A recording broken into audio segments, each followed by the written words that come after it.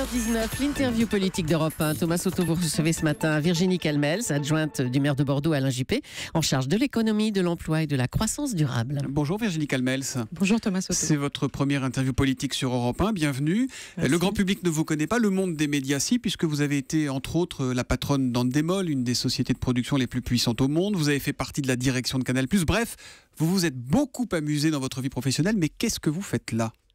Écoutez, je suis engagée aux côtés d'Alain Juppé à Bordeaux. Alain Juppé m'a proposé de rejoindre son équipe municipale aux dernières élections municipales. C'est ma ville de cœur, c'est la ville où je suis née. J'aime la politique depuis que je suis enfant. Quoi de plus naturel que de le faire dans la ville où on est né et à côté d'un grand homme, Alain Juppé, un homme d'État pour lequel j'ai plus que du respect, de l'admiration.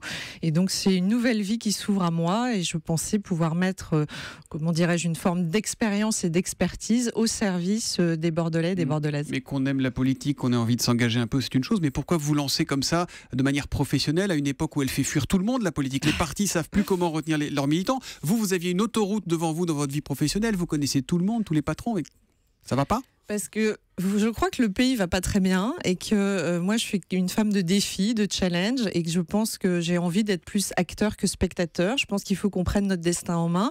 Je pense qu'il y a plein d'hommes et de femmes de bonne volonté qui ont envie de faire bouger les choses. À ma petite échelle, j'avais envie de m'impliquer et d'une certaine façon, être utile à Bordeaux et à mon pays, j'espère. Mais des acteurs de la société civile qui se sont cassés le nez en politique, on en a une liste longue comme le bras. Oui, ça vous fait pas peut-être. peur ? Non, écoutez, on verra bien. De toute façon, j'ai pas de plan de carrière. Je fais ça. On verra comment ça évoluera. En tout cas, j'y prends énormément de plaisir et je pense que c'est utile. Et tant que je me sens utile quelque part, je suis heureuse de le faire. Voilà. J'ai lu dans un portrait que vous a consacré elle que vous gagnez aujourd'hui 50 fois moins bien votre vie qu'hier. C'est vrai ça ? Écoutez, j'aime pas parler d'argent. En tout cas, c'est ce qui est certain. Pas de langue de bois. Pas encore, Virginie Calmels. Non, mais vous savez ce que peut être la rémunération d'un patron d'une grande entreprise. En l'occurrence, je dirigeais un groupe qui faisait 1,5 milliard de chiffre d'affaires. Vous imaginez ce qu'est la rémunération en politique, c'est public. Bon voilà, c'est un peu inférieur. C'est un peu inférieur, voilà, on va dire ça. Les femmes ne sont pas toujours bien traitées en politique. Christiane Taubira en fait les frais presque tous les jours en ce moment. Est-ce que vous trouvez que la réaction de votre camp, l'UMP, est à la hauteur ? Alors, moi, je vais vous dire, je pense qu'il faut arrêter de croire qu'on a une immunité parce qu'on est une femme. Ça voudrait dire que chaque fois que vous allez m'attaquer, je vais vous dire, vous êtes misogyne. Parce que on vient de Guyane, quand on l'attaque, on est raciste. Mais là, on l'attaque parce qu'elle est noire, beaucoup, non ? Ça dépend. Écoutez, moi, je pense qu'il y a parfois dans la forme des vraies maladresses, et ça, je condamnerai toujours des propos racistes. Gérald Darmanin, secrétaire général adjoint de l'UMP, qui la compare à un tract du Front National, c'est une maladresse. C'est pas raciste, ça. C'est une faute politique ou pas ? Mais non, mais je pense que Madame Taubira, excusez-moi, elle est critiquable, même si elle est femme ou même si elle vient de Guyane, elle est critiquable et c'est sa politique qui est critiquable. Ce n'est pas la personne. Je pense qu'il est sain aujourd'hui de pouvoir s'exprimer, de critiquer la politique menée par Madame Taubira. Objectivement, nous considérons, et nous sommes nombreux dans ce pays, je crois, à considérer qu'elle mène une mauvaise politique, et on ne peut pas toujours brandir l'argument du « ça y est, on est raciste parce qu'on est critiqué » ou parce qu'on est une femme. Quand la première adjointe au maire UMP de Juvisy-sur-Orge dans l'Essonne, Isabelle Guinaud, dit « elle vient de Cayenne, là où il y avait le bagne, qu'elle reparte là-bas », elle a l'étiquette UMP. Oui, mais bien sûr, mais attendez, il y a beaucoup de maladresse de langage et je ne voudrais pas quand même que la forme prime sur le fond. Quand elle dit ça, qu'est-ce qu'elle critique ? Elle critique la politique menée par Madame Taubira. On pourrait dire de quelqu'un qui vient de Bordeaux, qui retourne à Bordeaux. Voilà, il y a un moment donné, si vous voulez, je ne suis pas sûre qu'on n'extrapole pas non plus la pensée de quelqu'un en disant c'est forcément un propos raciste. Moi, en tout cas, en tant que simple citoyenne, quand j'entends ça, je peux me dire parfois c'est maladroit. Le but n'est pas de blesser les gens et de leur faire de la peine à titre personnel, mais on ne peut pas non plus sans arrêt brandir, et Madame Taubira le fait quand même beaucoup, le fait que ce sont des propos racistes quand on critique la politique pénale menée par le gouvernement, par exemple. Il y a un point sur lequel Nicolas Sarkozy est clair, il dit jamais d'alliance avec le Front National. Là où c'est pas toujours très clair, c'est sur le choix en cas de second tour FNPS. Vous, Virginie Calmels, si ça se produit, vous voterez pour qui ? Écoutez, c'est très clair. Je pense que dans la vie, il faut faire des choix. Vous m'avez demandé pourquoi je me suis engagée, mais parce que moi, je pense qu'on doit être dans l'action. Moi, ce qui me navre, c'est l'abstentionnisme. Ce qui me navre, c'est qu'on puisse laisser les clés à d'autres pour décider à notre place. Donc vous votez pour qui ? Deuxième tour FNPS. Je considère que le nini n'est pas possible, qu'il faut prendre parti. Et entre deux mots, il faut choisir le moindre. Voilà. C'est pas pour ça que, sans nul doute, le PS, si vous voulez. Donc moi, je n'ai pas d'état d'âme par rapport à ça. Entre deux mots, il faut choisir le moindre, mais c'est bien deux mots. Et je pense pense qu'il faut absolument donner à la France une autre alternative que justement d'avoir à choisir entre le Front National et le PS. Quand Nicolas Sarkozy met le FNPS dans le même sac, ça vous parle ou pas ? Non, pas tout à fait, parce que pour le coup, je pense qu'on est sur des politiques qui n'ont strictement rien à voir. Honnêtement, je n'adhère à aucune de ces deux politiques, mais le Front National, aujourd'hui, est plus proche du Front de gauche que du Parti Socialiste, d'une certaine façon. Le Front National est pour moi assez terrifiant, notamment sur la partie économique. Si on lit le programme de Marine Le Pen, elle nous promet... Vous les connaissez, les programmes des départementales ? Parce qu'en fait, on ne les connaît pas. On ne parle que du Front National.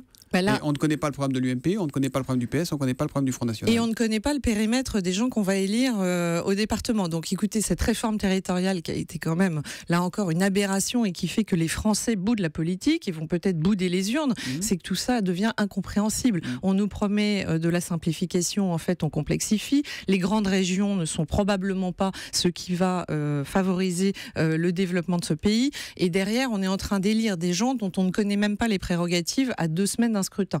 Donc on voit bien que tout ça est quand même pas de nature à rassurer les gens. On sent qu'au final, c'est Marine Le Pen qui gagne, quoi. C'est elle qui va ramasser la mise. Je sais pas si ça vous gêne cette campagne qui est centrée sur la présidente du Front National avec le Premier ministre qui tape en permanence sur Marine Le Pen ? Je vais vous dire, moi je suis pas sûre que ce soit Marine Le Pen qui ramasse la mise. Je pense surtout que les Français, dans une grande majorité, en ont assez et donnent des signaux qui est de dire on en a assez de la politique menée par le gouvernement, on en a assez de certains politiques qui ont donné un spectacle parfois assez pathétique aux gens, aux hommes et aux femmes de ce pays qui travaillent, qui ont envie que leur pays avance. Et donc il y a une multitude de raisons pour lesquelles Marine Le Pen pourrait avoir un gros score. Mais c'est pas une adhésion parce que l'UMP n'arrive pas à programme. convaincre. À une époque, c'était mécanique. Quand ça marchait plus à gauche, ça passait à droite. Quand ça marchait plus à droite, ça passait à gauche. Écoutez, l'UMP, je ne sais pas. Ce que je sais, c'est qu'il y a un homme d'État qui s'appelle Alain Juppé, qui a envie d'aller dans la bataille présidentielle, qui est candidat aux primaires UMP et qui, à mon avis, est l'homme de la situation. Moi, je me suis mise à son service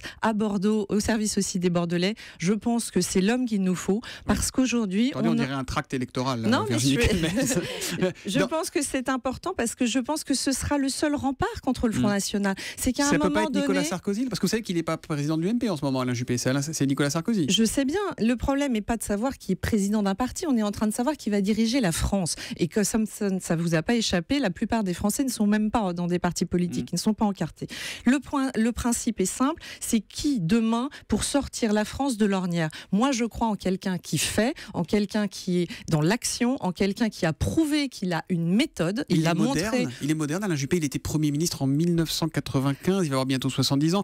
Vous dites que si vous étiez aux États-Unis, vous seriez démocrate. Oui. Obama, il a été élu à 47 ans. C'est presque à vous de vous présenter dans cette logique-là. Non, mais je vais vous dire, je crois pas que ce soit l'âge qui soit le critère essentiel. Et pour une fois, je pense même que ça joue dans l'autre sens. On a besoin de quelqu'un d'expérience, que les Français puissent penser à un moment donné, donner les clés du pays à une Marine Le Pen qui n'a rien fait. Qu'est-ce qu'elle a fait opérationnellement ? Rien. On a besoin de quelqu'un qui a de l'expérience, qui sait faire, qui a acquis une méthode et qui l'a prouvé. Je veux dire, il y a un moment donné, moi je peux pas signer des chèques en blanc. On a besoin de savoir à qui on donne les clés du pays et qui pourra assumer le pouvoir. Quelqu'un qui a fait, regardez Bordeaux, je vous invite à venir à Bordeaux, quand vous voyez ce qu'a fait Alain Juppé, il a été dans l'action, dans le concret. Moi, je suis une femme d'entreprise. Ce qui m'importe, c'est le programme, mais c'est surtout l'exécution de ce programme. Je vais faire pour la France ce que j'avais fait pour Paris, c'est ce qu'avait dit Jacques Chirac. Le bilan présidentiel est peut-être moins bon sur la France que sur Paris. Je crois que vous n'avez pas entendu la question de Nicolas Canteloup qui imitait Alain Juppé tout à l'heure. Dans 3 ans, vous voyez où ? Alors, ministère de l'écologie, de l'économie Alors, je vais vous dire, dans le monde de l'entreprise, déjà, j'avais pas de plan de carrière et je me projetais pas à quelques années. Mais alors, dans le monde politique, là, vraiment, je pense que ça n'a aucun sens de se projeter au-delà de quelques mois ou années. L'objectif, c'est d'abord la primaire. Une dernière question pour revenir à vos premières amours, la télé-réalité avec le drame que l'on sait, Virginie Calmels. Est-ce qu'on pousse le bouchon trop loin aujourd'hui ? Est-ce qu'on prend trop de risques au nom du spectacle ?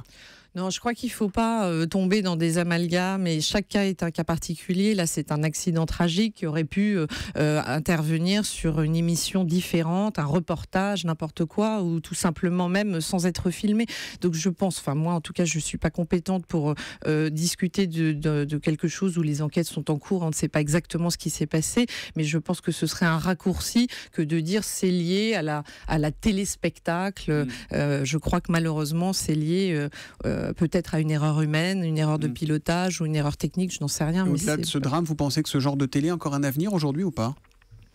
Écoutez, oui, je pense que il n'y a pas de raison. Là encore, la France n'est pas isolée dans le monde. Le monde entier a un genre de télé, et une fois encore, c'est pas le genre de la télé-réalité qui est au cœur de cet accident. C'est tout simplement, malheureusement, un drame humain qui a touché l'ensemble de la France, et moi la première. Merci Virginie Calmels d'être venue en direct sur Europe 1 ce matin. Merci, bonne journée à vous. Merci à vous.